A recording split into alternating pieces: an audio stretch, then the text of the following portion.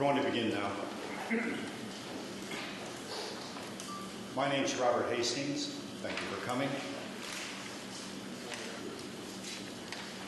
Declassified U.S. government documents and witness testimony from former or retired U.S. military personnel confirm beyond any doubt the reality of ongoing UFO incursions at nuclear weapons sites.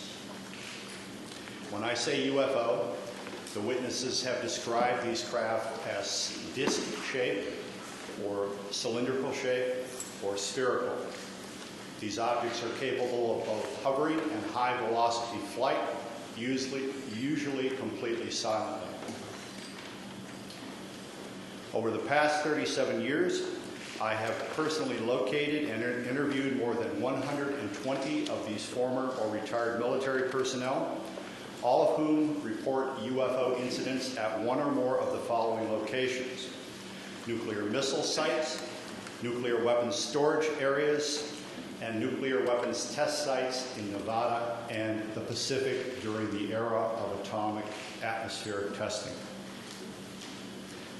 While most of the incidents described apparently involved mere surveillance, presence of the objects with no apparent interaction with anything on the ground, some number of these incidents, as three of these gentlemen will discuss, seem to involve the deliberate tampering with the functionality of nuclear missiles on the part of whoever presumably is piloting the UFOs.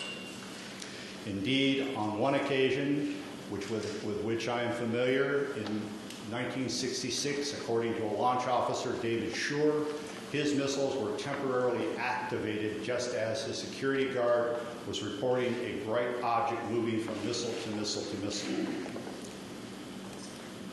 Aside from the witnesses that I have personally located and interviewed, other persons have come forward to discuss their involvement in these incidents, including all of these gentlemen.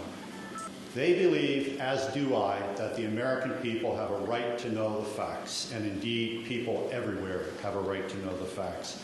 This is a national security issue, but it is also a need-to-know issue, a right-to-know issue. Citizens in every country on earth should be let in on this secret, in our opinion. Importantly, declassified KGB documents and witness testimony from former Soviet military personnel confirm that this type of UFO activity also occurred at Soviet nuclear missile sites during the Cold War era. Given the fact that these incidents have gone on over there, including one incident of their missiles being temporarily activated when a UFO was hovering above the missile base, identical to what occurred here, I think we can rule out that whoever are piloting these craft are either American or Russian. I believe, these gentlemen believe, that this planet is being visited by beings from another world who, for whatever reason, have taken an interest in the nuclear arms race which began at the end of World War II. Regarding the missile shutdown incidents, my opinion, their opinion, is that whoever are aboard these craft are sending a signal to both Washington and Moscow, among others, that we are playing with fire, that the possession and threatened use of nuclear weapons potentially threatens the human race and the integrity of the planetary environment. This, of course, is speculative. However, given the available facts, it is a viable scenario. Regarding UFOs, there are many unanswered questions. This event will only address a few of them. First, if beings from another world are indeed operating here, why are they interested in our nukes? Also, what do their actions, based on the declassified documents and witness testimony, indicate about their intentions and objectives? Also, why has the U.S. government chosen to keep U.S. citizens and people everywhere in the world in the dark about these very dramatic, very important events? And finally, isn't it time for the truth to be revealed, not only to U.S. citizens, but humans everywhere? I'm now going to turn over the proceedings to these gentlemen who will introduce themselves. Good afternoon. My name is Robert Salas. In 1967, I was a first lieutenant stationed at Malmstrom Air Force Base, Montana. I was a missile launch officer, and on March 24th, 1967, I was on duty at what we called Oscar Flight. It is a underground capsule, hardened site, about 60 feet underground. We had security guards topside. The main guard is called a flight security controller. My commander at the time was Lieutenant Fred Mywald, now retired Colonel Fred Mywald. Sometime in the evening hours on March 24th, I received a call from one of my topside guards, the flight security controller, stating that they had been observing strange lights in the sky making odd maneuvers and wanted to report it. I thought it was kind of a strange report, but I took it seriously. You have to understand we were protecting nuclear weapons, and the reports we generally got were very professional. At any rate, I kind of dismissed the call. He called back about 5 minutes later. This time he was screaming into the phone saying they're looking at an object, a red glowing object hovering just above our front gate. This object was about 30 feet in diameter. He couldn't make out too much of the details of the object, only that it was pulsating, and he had all the guards out there. He was very frightened. Wanted me to give him direction. I think I said something like, make sure nothing comes inside the perimeter fence. He immediately hung the phone up. I went to wake my commander, Fred Mywald, who was taking a rest break. Started to tell him about the phone call, and just as I told him, our missiles began going into what's called a no-go condition, or unlaunchable. Essentially, they were disabled while this object was still hovering over our site, our launch control facility. At that point, we went through our procedures. He reported back to the command post the incident. We also had some security lights, meaning security incursions at some of the launch facilities. So I called the guard back upstairs and directed that a security team be sent out. At this point, the guard told me the object had left at high speed.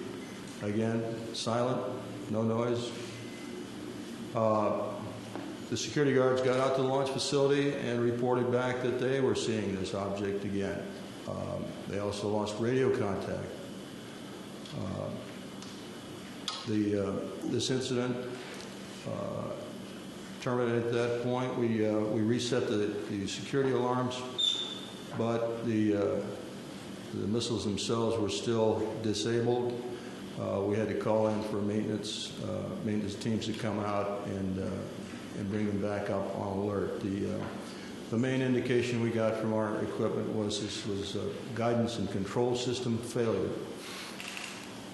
I want to emphasize that the security people upstairs had no control authority over. They had no equipment up there, no ability to affect any kind of system shutdown on our missiles. All the control systems were underground. We were relieved the next morning. I reported back to the command post, the base, Malmstrom, reported to our squadron commander. He was white as a sheet, didn't know how to explain the event. I asked him specifically if it could have been an Air Force exercise, and he assured me that it was not an Air Force exercise. There was also a member of the Air Force Office of Special Investigations in the room. He ordered us to not ever talk about this. I even signed a non-disclosure statement to that effect. This was, and I didn't talk about it until 1994. I was able to come across a little paragraph in a book called Above Top Secret by Timothy Good. And on page 301 of that book, there's a short paragraph about missiles being shut down while UFOs were overhead. At that point, with the help of Mr. James Klotz, my investigator, we requested the Air Force to send us documents about this shutdown, not mentioning the word UFO. We did get the Air Force to declassify what we'll call the Echo Flight incident. Let me back up a little bit. During the report to the command post, my commander, Fred Milo, turned to me and said the same thing happened at another site. At the time, I thought he meant that evening, but it turns out the same thing had happened a week earlier at another site, and he was probably referring to the Echo Flight. At any rate, at that point, when we got the Echo Flight incident declassified, I felt I was able to come forward and start talking about it because I thought that's where I was. It wasn't until later I found out it was an Oscar flight, and I realized that not only our flight had gone down of 10 missiles, but the Echo Flight also went down about a week earlier on March 16th. We have extensive documentation on the Echo Flight incident that we received from the Air Force under Freedom of Information Act. We have the testimony of Walt Fiegel, who was the deputy missile crew commander at Echo Flight. I have a couple of letters from the commander, Eric Carlson. Colonel Mywald gave me a telephone interview about this in 1996, and I've got that on tape, and he's given me permission to use that. So we've got audio recordings of some of these witnesses, we've got written statements, we've got documentation from the Air Force, all of this supporting what I just told you.